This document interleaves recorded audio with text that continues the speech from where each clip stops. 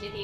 यहाँ उन्होंने एक निजी विद्यालय में प्रबोध सभा को संबोधित किया है और उन्होंने समाजवादी पार्टी पर जमकर निशाना साधा है और उन्होंने पत्रकारों से वार्ता भी की है।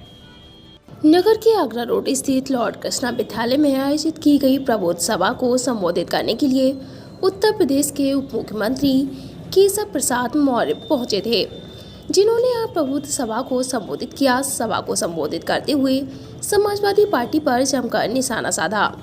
समाजवादी पार्टी को लेकर उन्होंने कहा, मुझे लगता है कि समाजवाद एक परिवार के अंदर बंधक बनाकर नहीं रखा जा सकता।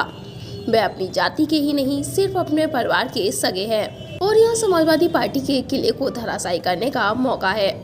और लगातार चाहे अखिलेश यादव जी हो या उनके चुनावी चाचा हो, कल से आपने सोशल मीडिया पर देखा होगा कि हमारे भाजपा के प्रत्याशी रघुराज सिंह साके के बारे में किस भाषा का प्रयोग किया। जब विधानसभा का सत्र चल रहा था, उस समय अखिलेश यादव जी उल्टा सीधा बोल सकते थे और जब मैं जवाब देने के लिए खड़ा हुआ तो अपना आपा खो बैठे और उन्होंने जो शब्दों का प्रयोग किया वे शब्द बताने की मुझे आवश्यकता नहीं है। मैंने कहा, अखिलेश यादव जी, शिवपाल यादव जी, आपकी गाली का जवाब हम गाली से नहीं देंगे। आपकी गाली का जवाब उत्तर प्रदेश की जनता, मैनपुरी की जनता कमल का फूल का बटन दबा कर देगी। वहीं उन्होंने समाजवादी पार्टी पर जमकर निशाना साधते हुए ये भी कहा, यह केवल चुनाव जीतने का सवाल नहीं है, यह समाजवादी पार्टी को समाजवादी बनाने का चुनाव है। ऐसी पार्टी जिसे लोकतंत्र की परिभाषा नहीं मालूम। अगर सपा मैनपुरी लोकसभा में बूथ पर कब्जा न करे तो कभी चुनाव जीत ही नहीं सकती, लेकिन इस बार बूथ कब्जा नहीं कर पाएंगे। नेताजी का हम सम्मान करते थे, इसलिए 2019 के चुनाव में देश के प्रधानमंत्री और गृह मंत्री हमेशा प्रचार करने के लिए नहीं आए थे। 94,000 वोट कोई मायने नहीं रखता। मोदी जी के कहने से इतना बड़ा परिवर्तन होता है। अगर 2019 के चुनाव में ही मोदी जी की एक रैली हो जाती तो भारतीय जनता पार्टी के प्रत्याशी प्रेम सिंह साके जीत जाते।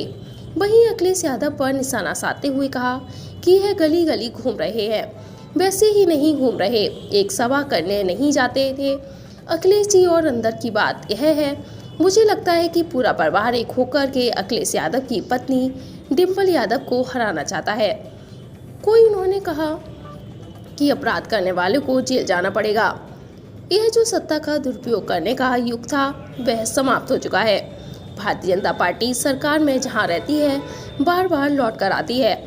गुजरात में आज मतदान हो रहा है। 27 साल से हमारी सरकार है और 27 साल बाद भी जितनी सीटें जीतकर हमने सरकार नहीं बनाई, उससे अधिक सीटें जीतकर सरकार पर बन रही है, क्योंकि मोदी है तो मुमकिन है।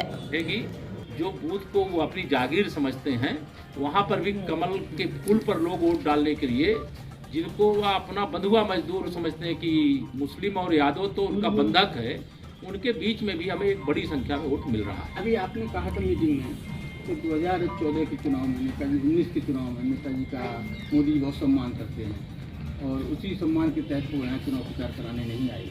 इसका मतलब ये भी निकाला जा सकता है कि भारतीय जनता पार्टी ने नेताजी को बचाने के लिए नेताजी और अखिलेश यादव जी और डिम्पल यादव जी की कोई तुलना है जी? हमने तो देखिए नेताजी का सम्मान करते हुए, उनका दुखद निधन हुआ, हमारे प्रधानमंत्री जी, हमारे गृह मंत्री जी, मैं स्वयं, हमारे मुख्यमंत्री जी, सब लोग उनको अंतिम विदा देने के लिए गए। लेकिन श्री अखिलेश यादव जी, क्या बाबूजी कल्याण सिंह जी पूर्व मुख्यमंत्री के नाते उनका निधन हुआ, क्या उनको श्रद्धांजलि अर्पित करने भी गए क्या?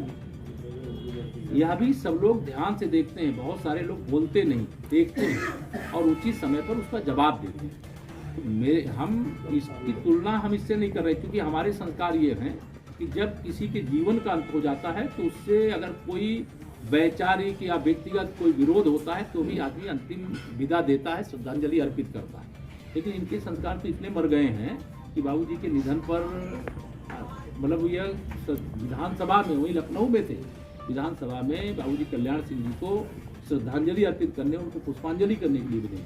पहली बार सैफई और अन्य क्षेत्रों में जहाँ सत्ता की सत्ता नहीं लगती और आज जो दौर आ चुका है कि सत्ता से बस्ती धरने लगे हों, लोग पर्ची भी नहीं लेने के लिए जाते, तो कहीं ना कहीं देखिए, मैंने अभी आपको बताया कि मैनपुरी लोकसभा का जो समीकरण है वह भारतीय जनता पार्टी के अनुकूल है।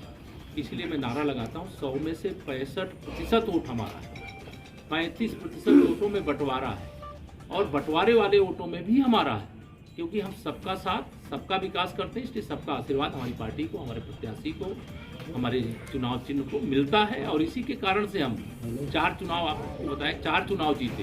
अभी 22 के चुनाव में भी वो 400 सीटें जीतने का दावा कर रहे थे, वैसे मैनपुरी लोकसभा जीतने का दावा कर रहे हैं। लेकिन जिस दिन रिजल्ट निकलेगा उसकी स्क्रिप्ट वो तैयार कर रहे हैं कि क्या बताना है कि भारतीय जनता पार्टी सरकार ने प्रशासन का दुरुपयोग किया। हम प्रशासन का दुरुपयोग करना हमारे संस्कार ही नहीं है जी।